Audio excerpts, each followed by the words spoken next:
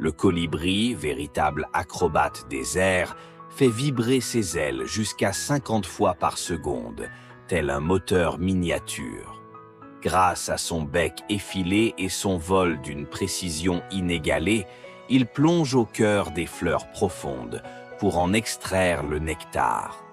Le pollen, capturé sur son front, voyage de fleur en fleur, dansant sous les rayons du soleil pour assurer la pollinisation. Et aujourd'hui, on va voir un autre pollinisateur, c'est l'abeille. L'abeille est un pollinisateur crucial, jouant un rôle clé dans la reproduction des plantes.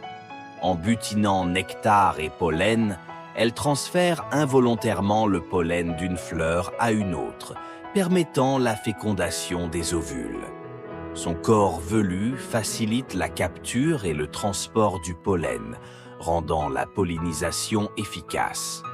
En visitant de nombreuses fleurs, elle favorise la diversité génétique des plantes. Un tiers des cultures alimentaires, comme les fruits et légumes, dépend de son action.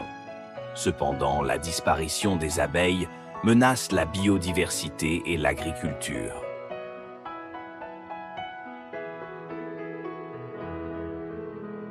Après avoir étudié le rôle des colibris et des abeilles dans la pollinisation, nous allons maintenant découvrir celui de la chauve-souris.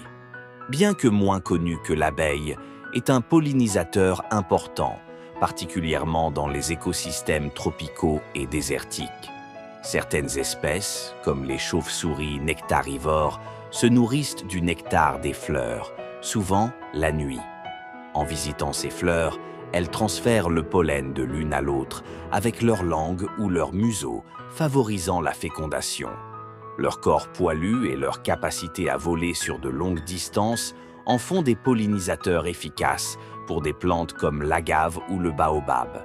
Ces plantes, souvent adaptées à la pollinisation nocturne, dépendent fortement des chauves-souris pour leur reproduction. Environ 300 espèces de plantes, dont certaines produisent des fruits comme la banane ou la mangue, bénéficient de leur action. En soutenant la reproduction des plantes, les chauves-souris contribuent à la biodiversité et à la stabilité des écosystèmes. 3 méthodes, un même but, maintenir la vie. Protégeons ces pollinisateurs en plantant des fleurs natives et en bannissant les pesticides.